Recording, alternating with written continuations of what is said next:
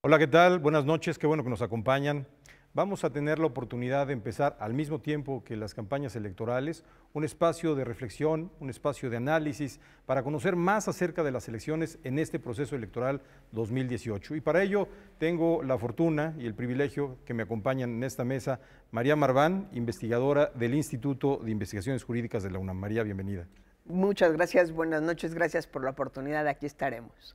Jesús Silva Herzog Márquez, profesor de gobierno del Instituto Tecnológico de Estudios Superiores de Monterrey. Gracias, Jesús, por acompañarnos. Hola, Jorge, muchas gracias. Muchas gracias.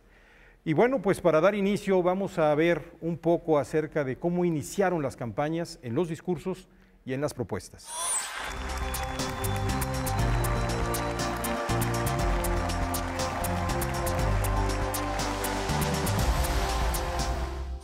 Pero lo más injusto e indignante ha sido la pérdida del poder adquisitivo del salario mínimo.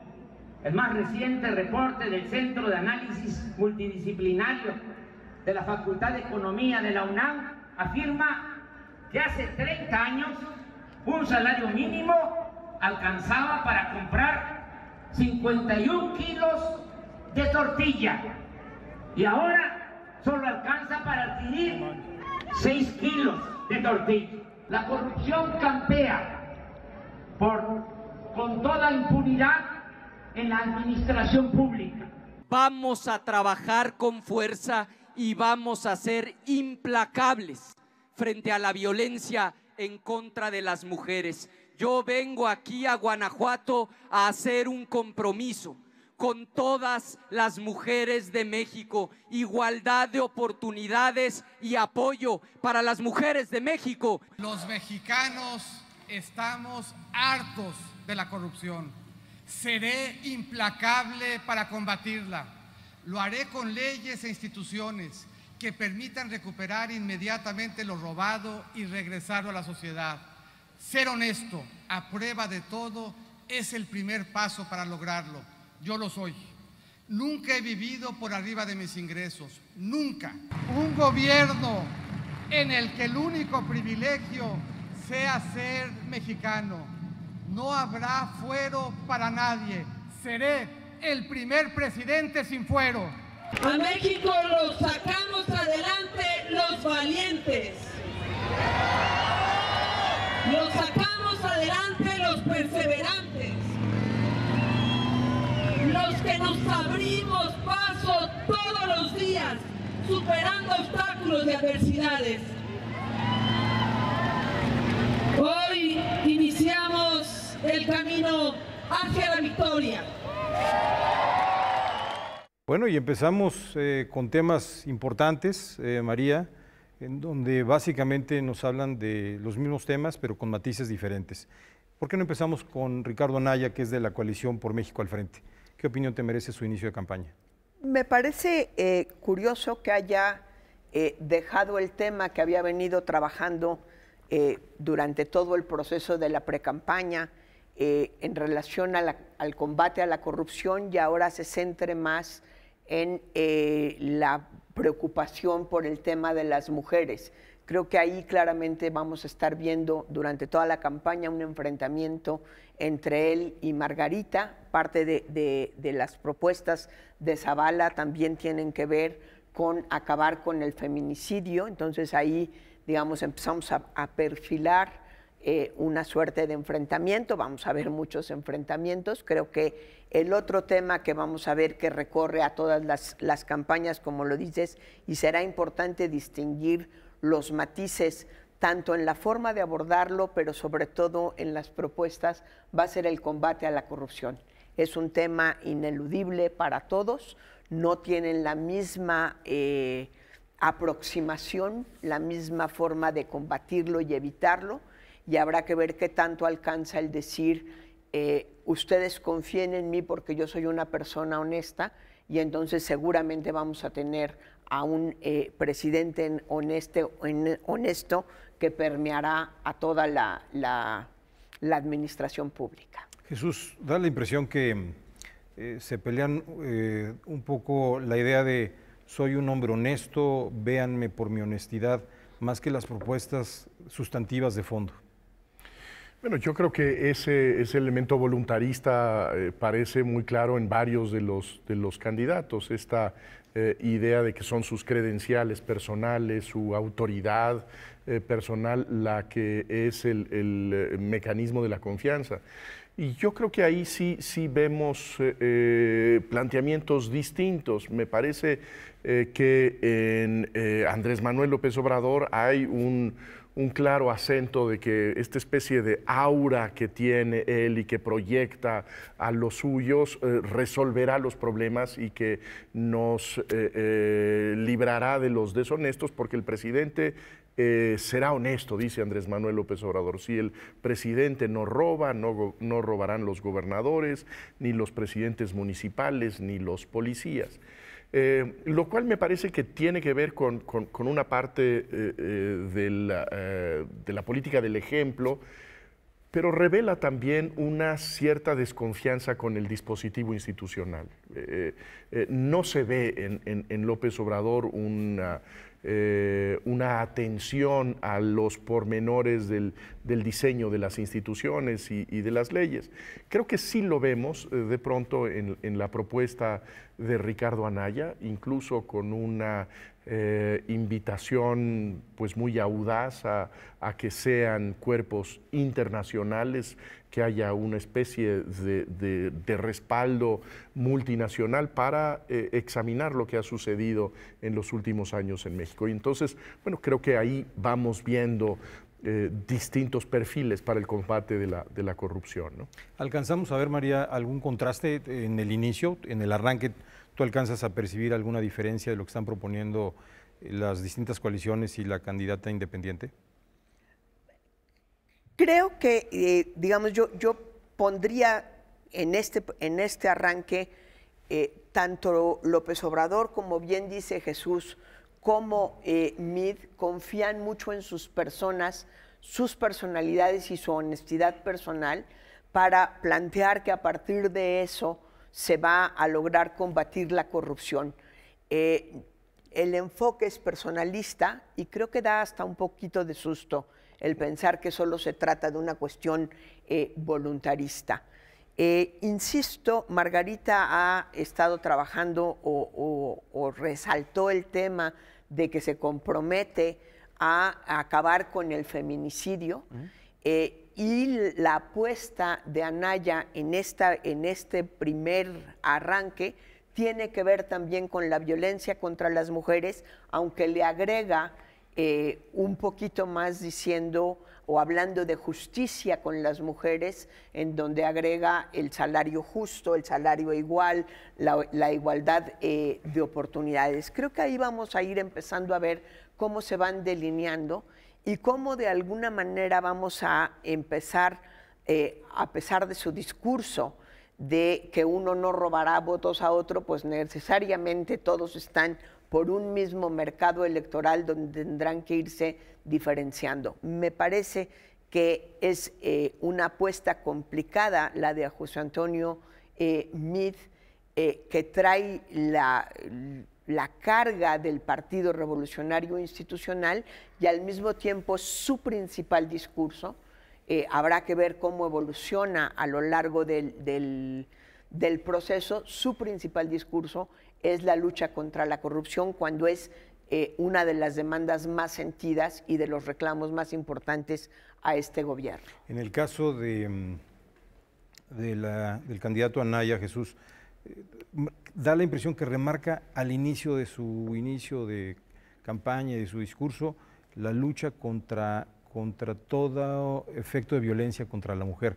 ¿No te parece que es un segmento muy particular, como una línea discursiva muy segmentada, en donde no abarca otros temas que creo que también deberían de ser muy importantes para iniciar la campaña? Yo creo que en temas como este lo que vemos es el planteamiento de las obviedades. Creo que no podemos esperar que nadie esté a favor de la violencia contra las mujeres. Creo que no hay nadie que quiera gobernar para que aumenten los feminicidios. El hecho de que se nos diga que van a terminar los feminicidios, pues es francamente absurdo.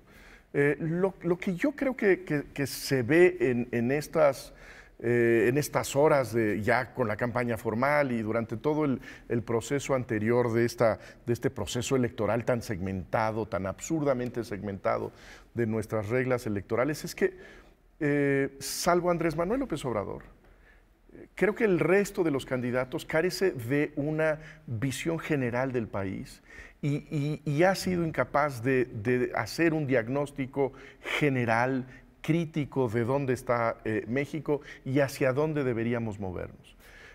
Y por eso coincido con María en este sentido de José Antonio Meade, cómo puede él defender de manera creíble una bandera en contra de la corrupción si tiene el respaldo del PRI.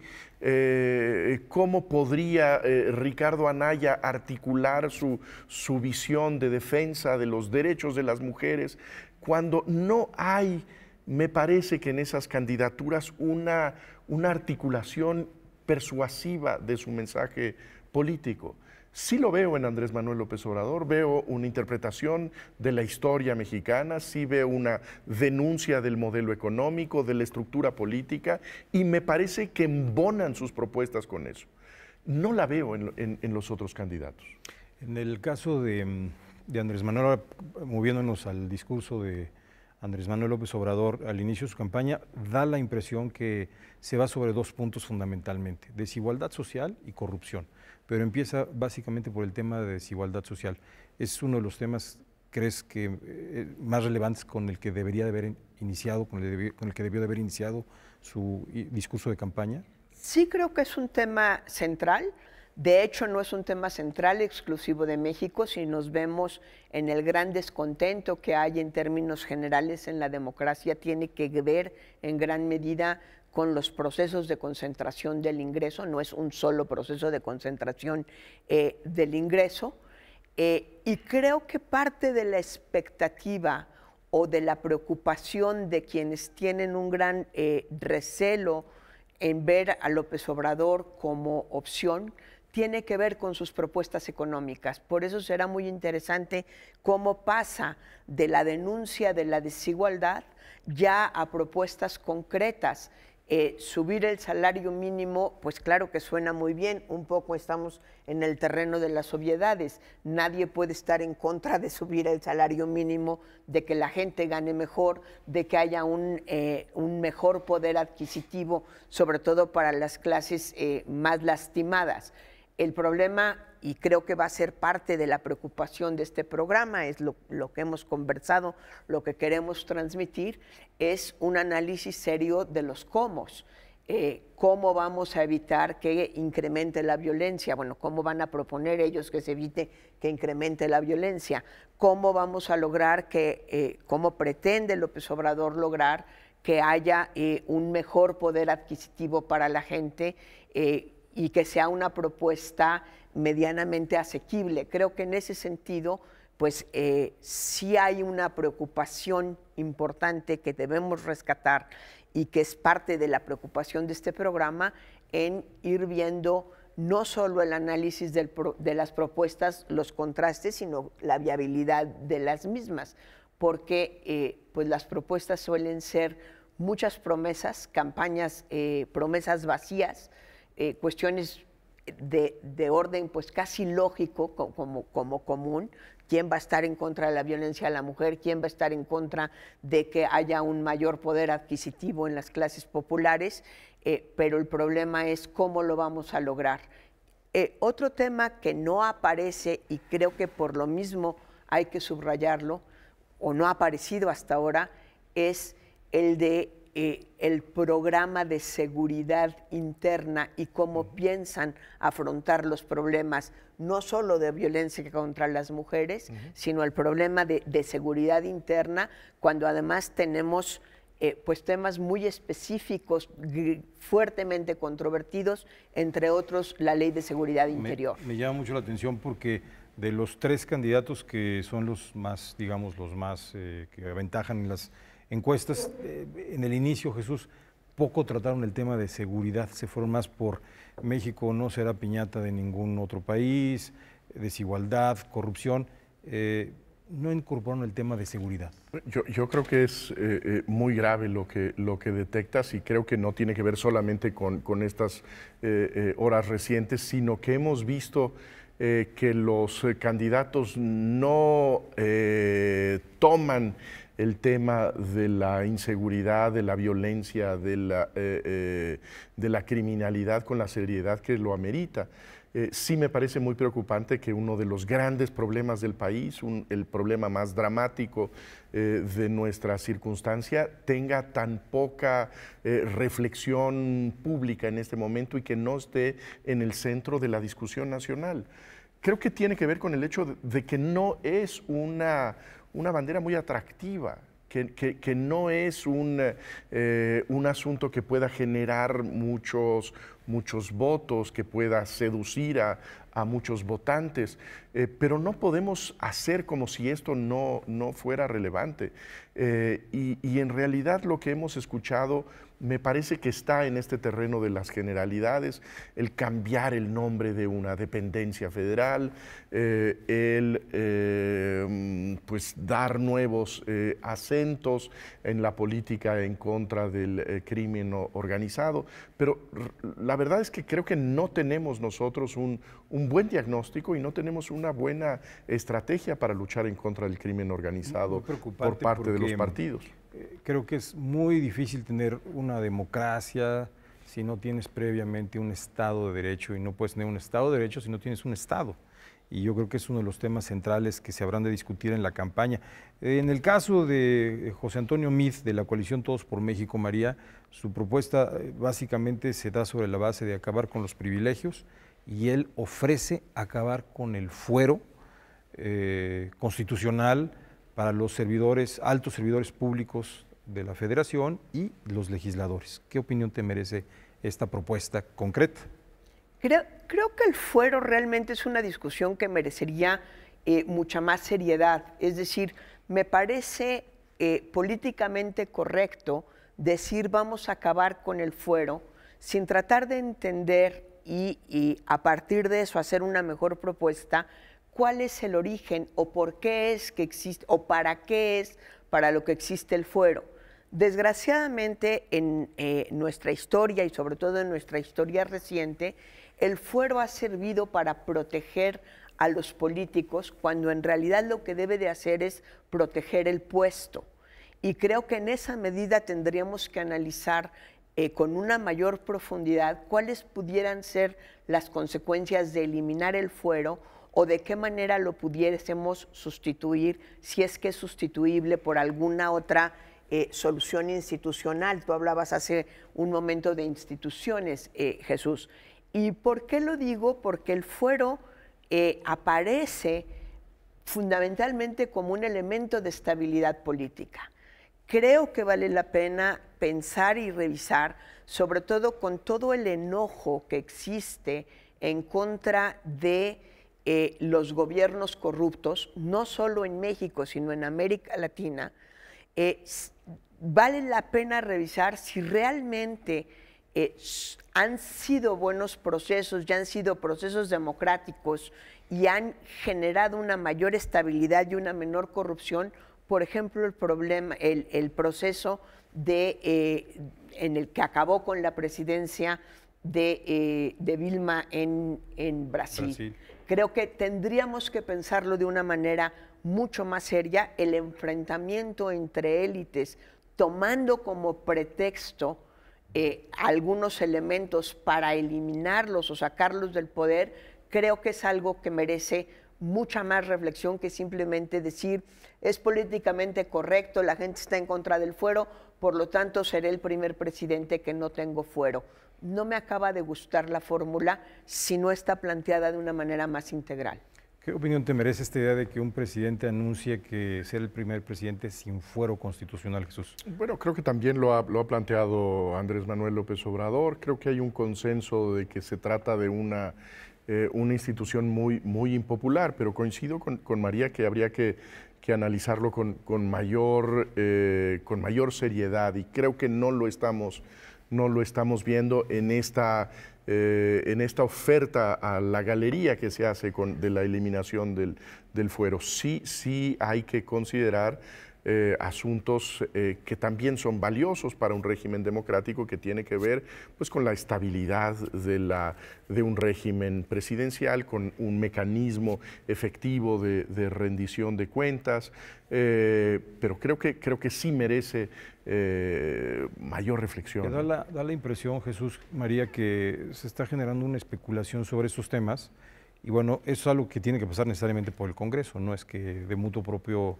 quien sea presidente lo puede hacer a través de un decreto, tiene que pasar por una iniciativa de ley con todo el proceso legislativo. Pero el otro tema es que me parece que hay otras instituciones que pueden hacer mucho más eficaz, me da la impresión, este tipo de controles. Se me ocurre, por ejemplo, el juicio político, que es un juicio político muy ambiguo en nuestra legislación, y el fuero, bueno, tiene su razón de ser, me parece, históricamente. Y entro al tema de revocación del mandato, que también se ha presentado. No existe la revocación de mandato en nuestro sistema constitucional. ¿Qué opinión les merece esta idea de que cada 2 años se pusiera a consideración de la gente, sin estar legislado, una figura que es inexistente para que alguien se quede o no en la presidencia de la República, cuando hay un mandato que sí está legislado, que establece que un presidente será presidente por 6 años? Si te soy honesta, a mí no me gusta esa propuesta. Me parece una propuesta profundamente populista, y otra vez, a mí sí me gustaría que volteáramos a ver cómo en países latinoamericanos han venido evolucionando estas propuestas. En Perú ha sido un desastre la propuesta de revocación de mandato. ¿Qué es lo que ha sucedido, sobre todo en términos de gobiernos locales y en municipalidades? En el momento en el que se puede plantear la revocación de mandato, empieza la campaña de quien quedó en segundo lugar para ver en qué momento tira del poder a quien está en ese momento en el poder. Me parece una mala solución dentro del presidencialismo. Hemos estado hablando mucho de la necesidad de una mayor parlamentarización de la República. En principio nos parecen muy atractivas las figuras de democracia directa. Creo, la verdad, que la revocación de mandato aparece como un acto de gran valentía, pero la verdad es que no alcanzo a ver tanto sus beneficios. Me preocupa, Jesús, el que incites a una figura que no está legislada. O sea, en términos técnicos, no hay forma de fundar y motivar un acto de gobierno si no está dentro de la ley. Y entiendo que todas las democracias, los actos de gobierno se fundan en derecho. No, sí, creo que ahí hay una propuesta que no tiene una concreción específica. No tenemos ninguna reforma constitucional para regular esto. Y en ese sentido, pues habría muchas preguntas que están en el aire. Desde el gobierno, ¿se hará campaña para la continuidad en el mandato? ¿Se van a usar los medios públicos y los espacios de comunicación que tiene a su disposición el presidente de la República para participar en lo que terminaría siendo con una campaña electoral cada 2 años? Yo coincido, a mí no me parece una buena idea, y creo que podría ser interesante en términos de aprendizaje del mecanismo democrático, el entender que el tiempo también es un valor político relevante, que genera alientos especiales que creo que habría que entender. Un presidente que tuviera un compromiso electoral cada 2 años sería difícilmente un presidente que tuviera el espacio temporal para lanzar iniciativas ambiciosas para gobernar. Estaría atado un poco a este requerimiento de la popularidad de las encuestas. Complicado. Creo que no es una idea sensata, parece democrática, puede no serlo. Y me preocupa además... Tenemos que ir a un corte, perdón. Tenemos que ir a un corte. Cuando regresemos, una plática con Lorenzo Córdoba, presidente del INE, quien nos ayudará a explicarnos la radiografía electoral de este proceso electoral 2018. Quédese con nosotros en este espacio de análisis y reflexión, Elecciones México 2018. Regresamos en un momento.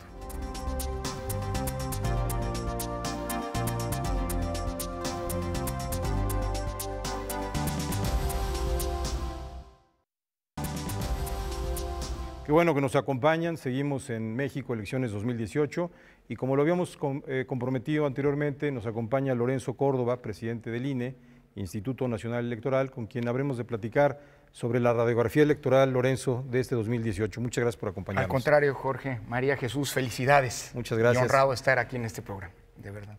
¿A quién se elige y cómo se va a elegir? El árbitro electoral tiene una gran responsabilidad. Bueno, esta es la elección más grande de la historia, así que tenemos un número de cargos de elección popular en disputa inédito. En el ámbito federal se renuevan todos los poderes electivos, la Presidencia de la República, el Senado en su integralidad y la totalidad de la Cámara de Diputados.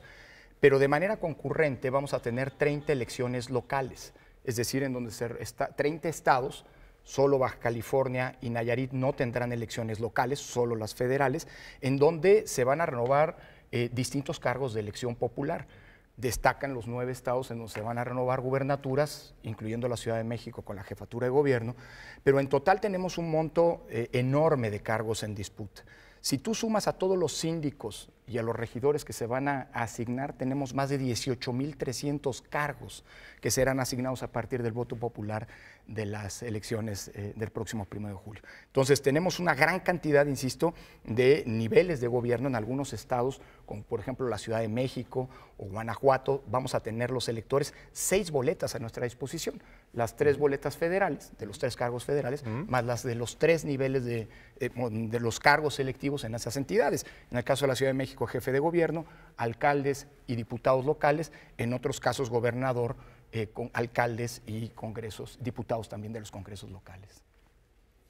Creo que uno de los grandes retos para la autoridad, ya nos dirás, Lorenzo, es lograr eso que tú mismo has llamado lealtad democrática. ¿Cómo lograr desde la autoridad electoral que los candidatos, los partidos y todos aquellos que están en competencia tengan realmente un compromiso con la legalidad?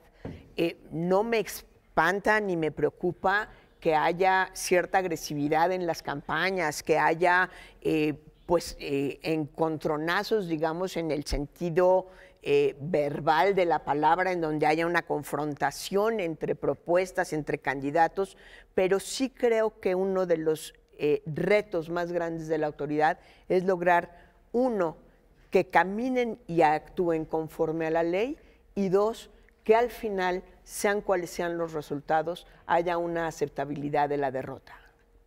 Yo coincido contigo y el dilema en efecto es cómo lograrlo, es decir, parte del juego democrático, eso que en algún momento Juan Linz definía el único juego válido en la ciudad, depende, pues digamos, de la, 1, aceptabilidad de las reglas y 2, del juego conforme a las reglas. Yo creo que hay que partir de una premisa. Las reglas electorales no son reglas impuestas, son reglas pactadas. Los últimos 30 años al menos, aunque podríamos remontarnos más atrás, han implicado una evolución de nuestro sistema electoral a partir de una serie de reformas paulatinas, unas buenas, unas menos buenas, pero en fin, que han construido un sistema electoral muy robusto, muy regulado, tal vez demasiado, pero que al final no implica ningún tipo de imposición, sino una serie de consensos en torno a las reglas del juego democrático. ¿Qué le toca a la autoridad electoral? Vigilar que esas reglas se cumplan y se instrumenten. Hay ocasiones en las que la complejidad, eso que en ocasiones, ahora te cito a ti, ese barroquismo de las reglas ha provocado que la autoridad electoral tenga que emitir una serie de regulaciones adicionales. Pero al final del día nadie puede llamarse a sorpresa de que no conocía esas reglas con las que se tiene que jugar. A la autoridad electoral le toca vigilar el cumplimiento de las reglas y en esto hay que ser muy estrictos, porque, digamos, inaplicar o aplicar a modo las reglas abre la puerta a la acusación de un sesgo en el rol del arbitraje, en el rol que tiene que ser, pues, absolutamente vertical e imparcial. Pero yo agregaría una cosa, creo que tenemos que generar, estas elecciones tienen que ser, y ese es el gran desafío, las más explicadas de la historia, porque creo que la comprensión de esas reglas puede generar que la propia ciudadanía genere contextos de exigencia al árbitro, es decir, a las autoridades electorales, para cumplir con nuestra tarea de aplicar esas reglas, pero sobre todo a los mismos contendientes, porque parecería que es, digamos, existe una especie de estímulo perverso, en el sentido de que incumplir con la regla, ¿no?, aunque eventualmente tenga alguna sanción que muchas veces está asumida dentro del costo, ¿no?, pues es algo lícito, es algo que se vale, es algo, hombre, que forma parte de nuestra cotidianidad. Yo creo que debería ser tener un costo, no solamente jurídica y políticamente, sino también socialmente muy elevado el no jugar conforme a las reglas. Y eso, en eso también se encuentra, pues esto, para lo que no hay una sanción en cuanto tal, jurídica, pero debería haber una gran sanción política y moral, digamos, social, que es la no aceptabilidad de la derrota. En la democracia, pues el juego democrático implica que algunos ganan una vez y otros pierden, pero ese juego no es de una vez y para siempre, y quien gana no gana todo. Sin embargo, en México la aceptabilidad de la derrota es un bien, digamos, un valor democrático muy poco difundido y del que prácticamente todos los actores políticos en algún momento pues han demostrado, digamos, no estar a la altura del mismo, ¿no? Los invito a ver la siguiente cápsula en donde haremos una revisión de la cartografía electoral y la radiografía electoral de lo que nos espera el próximo mes de julio. Acompáñenos. ¿Qué particularidades reviste la jornada electoral del próximo mes de julio en nuestro país? ¿Cuántos cargos se eligen?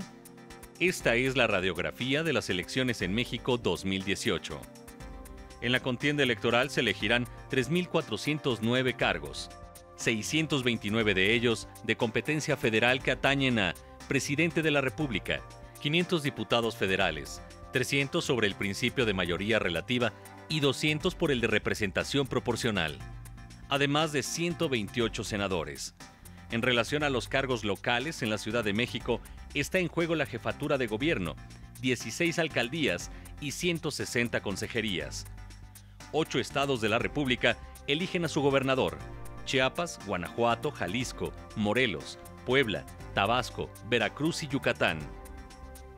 La contienda electoral también contempla la elección de 915 diputados locales, 585 por mayoría relativa y 387 por representación proporcional. Hay también en sufragio 1.596 ayuntamientos, 24 juntas municipales en el estado de Campeche y una elección extraordinaria en Veracruz de 3 municipalidades. Todas las opciones que buscan la presidencia de la República están coaligadas, menos la candidatura independiente.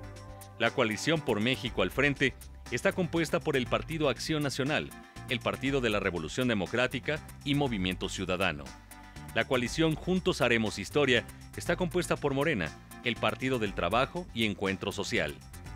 La coalición Todos por México reúne al Partido Revolucionario Institucional, al Partido Verde Ecologista de México y Nueva Alianza, además de una candidata independiente que logró el registro.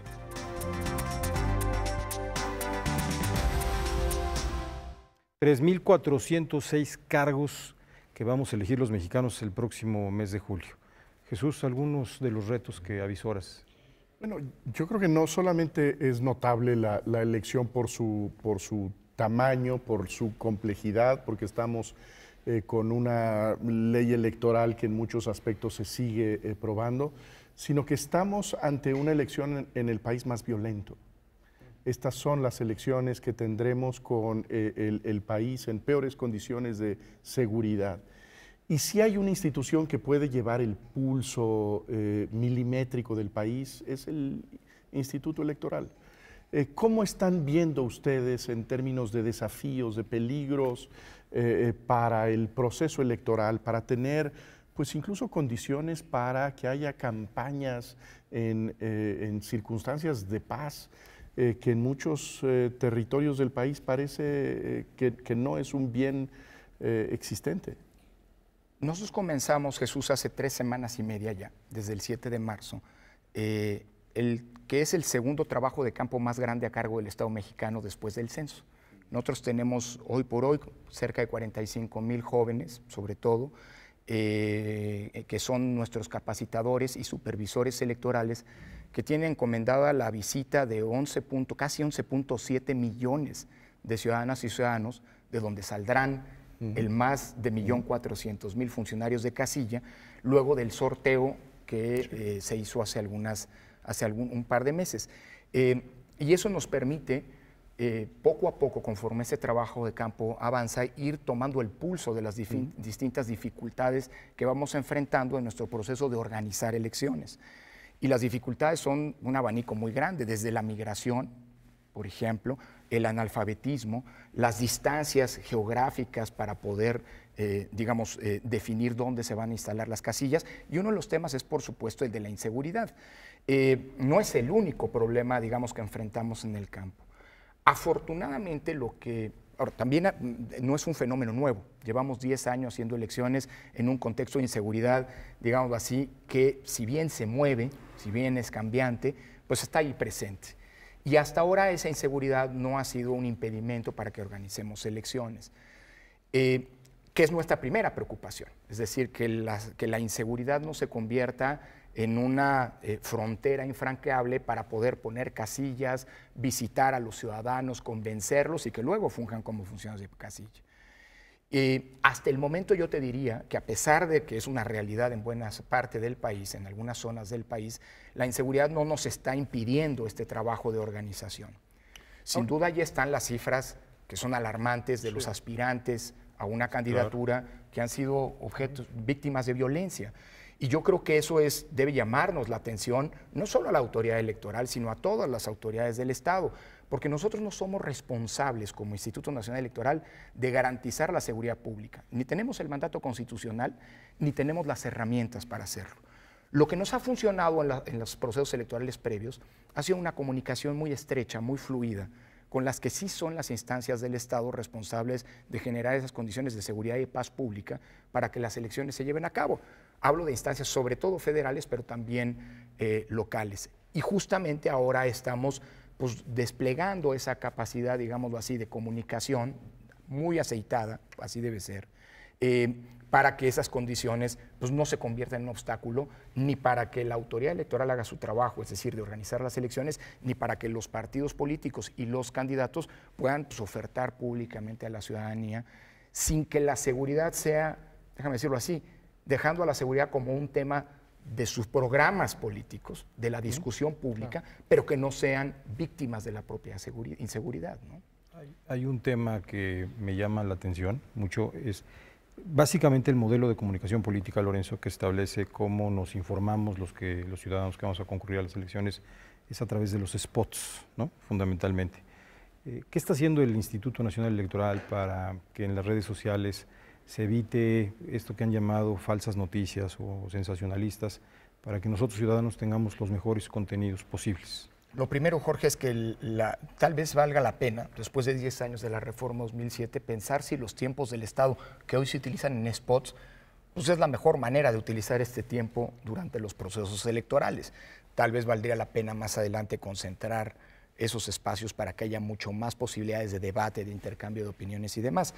El INE lo que está haciendo paralelamente es organizar 3 debates, y en el ámbito de las redes sociales, que es concretamente tu pregunta, yo te diría desplegar esa capacidad explicativa a la que hacía referencia, pero sobre todo a través de la vinculación con los grandes gestores globales de redes sociales, tratar de, no entrar en una lógica de censura, sería imposible, y además creo que no es nuestra función, sino más bien de informar o de combatir la desinformación con información, en lo que nos toca, porque nosotros no podemos sustituirnos frente a los partidos políticos y a los equipos de campaña, a los propios candidatos, respecto de lo que es información falsa que eventualmente circula en redes respecto de ellos. Les tocará a ellos aclarar. Pero sí hay ejemplos, recientes por cierto, que hablan de lo que sí le toca hacer al INE en este sentido. Pongo 2 ejemplos concretos. En enero circuló la idea de que las credenciales expedidas por el IFE, aunque tuvieran vigencia, no servían para votar, lo cual es una información falsa. O bien, a finales del año pasado, que el sistema de voto desde el extranjero había recibido una visita inusual desde computadoras de Rusia para incrementar el número de votantes desde allá, lo cual también es información falsa. ¿Qué le toca hacer al INE? pues que cuando, digamos, seguir la pista de estas informaciones falsas y lograr aparejarle a esa que es desinformación, información certificada o validada. Por eso nosotros hemos celebrado y además acompañado esta iniciativa de certificado 2018, por ejemplo, que es, pues, digamos, un esfuerzo conjunto desde la sociedad civil y medios de comunicación para, digamos, no censurar, pero sí validar, verificar información cierta y confiable. Y nosotros, pues para nosotros es fundamental, ¿no? Yo diría que es por ahí la estrategia, no una lógica de censura, sino más bien una lógica de mucha información validada de parte nuestra, ¿no? Y de una nueva participación de la sociedad civil que me parece muy interesante.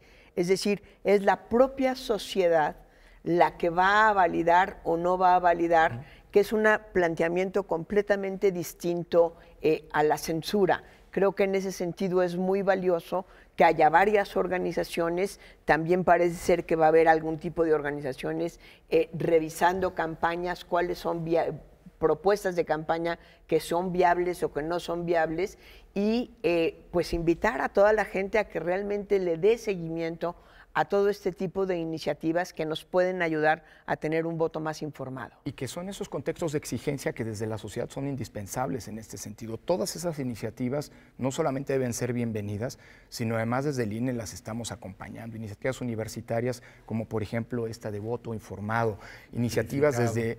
Exactamente. Iniciativas como esta de verificación de información. Nosotros, por ejemplo, lo que queremos hacer, sobre todo conforme nos acerquemos a la jornada electoral, es tener una capacidad. Nosotros vamos a tener un ejército democrático, ¿no? Que son estos jóvenes dotados ahora de teléfonos celulares inteligentes, nuestros capacitadores, que durante el día de la jornada electoral van a ser asistentes, que tienen a su cargo algunas casillas, entre 3 y 5 máximo, y que desde ese ámbito territorial ellos pueden ir generando información validada de que la elección transcurre bien, frente a noticias que ya conocemos el día de la elección, de que se están robando un paquete, que se están quemando una casilla. Nosotros podremos generar incluso confirmación gráfica, fotografías, videos, que pueden, en una alianza con los propios medios de comunicación, potenciar, insisto, la información válida frente a la desinformación, pues de la que muchos pretenden muchas veces lucrar, ¿no?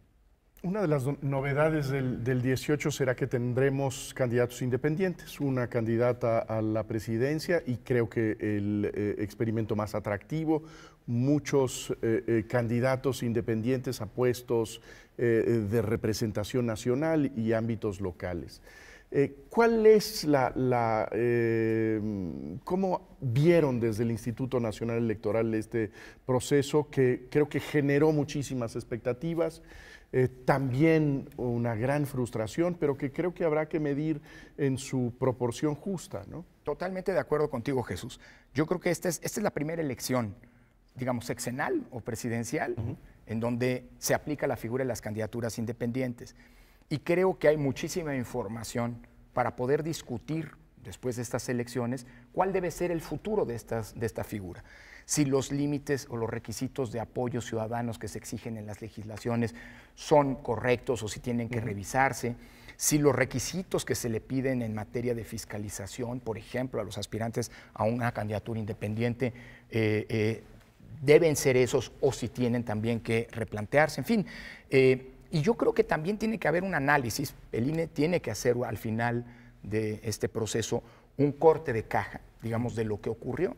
Porque lo que vimos, y afortunadamente ahora tenemos, gracias a la tecnología, esta controvertida aplicación que sirvió para captar apoyos ciudadanos, también tenemos por primera vez un respaldo gráfico de algunas irregularidades que en el futuro, suplantaciones, digámoslo así, de voluntad ciudadana, sobre las que habíamos especulado mucho en el pasado, pero que no teníamos herramientas claras y contundentes para poder determinar que eventualmente hubo algún tipo, digámoslo así, de conducta no debida, conducta indebida.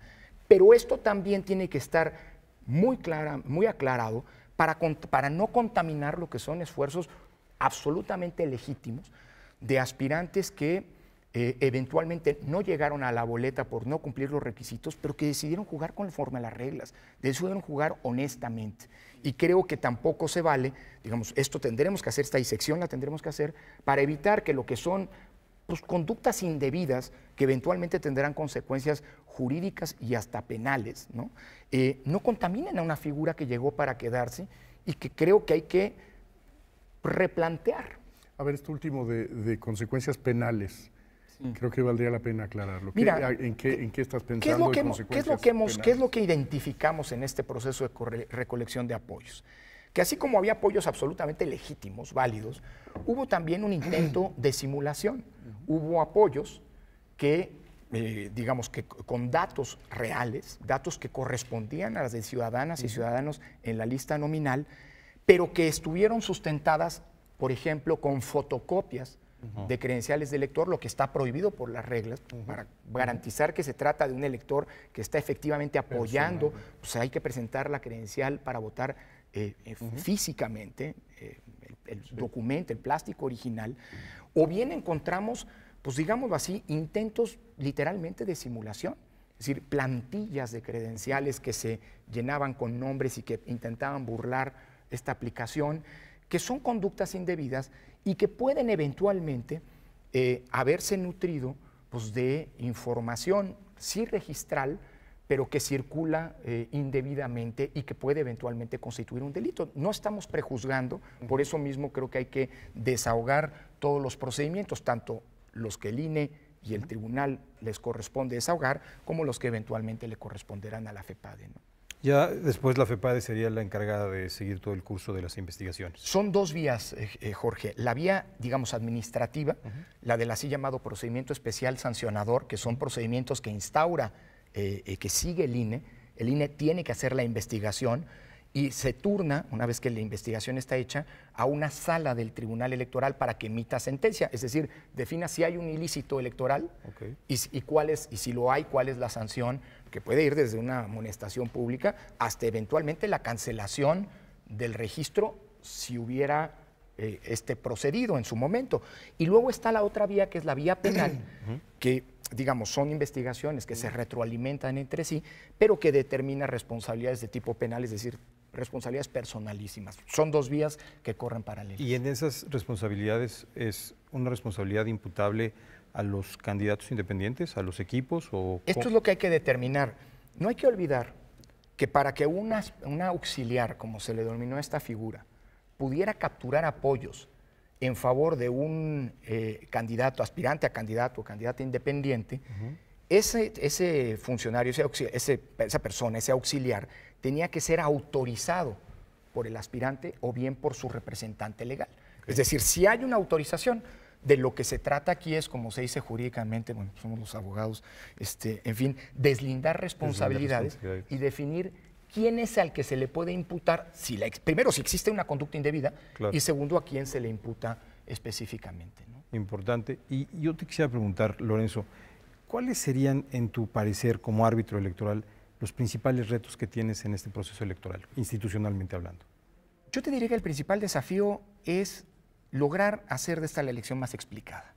Y creo que para eso tenemos que volver a lo básico.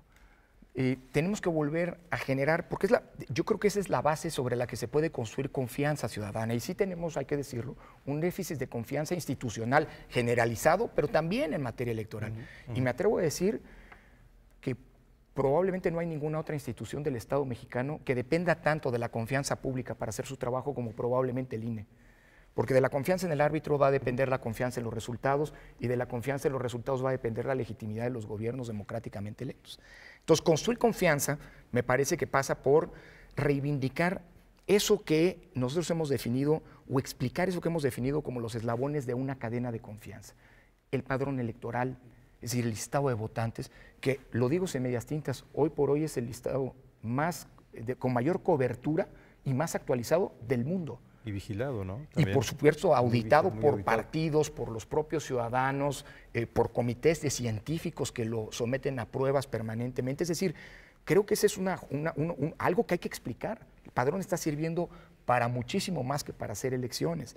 Tenemos una cantidad de materiales electorales con un grado de precisión que impiden, por ejemplo, que se impriman más boletas de las que se van a utilizar y que en cada casilla haya más boletas de las que corresponden a los electores de ese centro de votación. Es decir, son una serie de mecanismos, si quieres, muy elementales, sobre los que en los últimos 30 años se ha construido la confianza y de los que a veces nos hemos olvidado.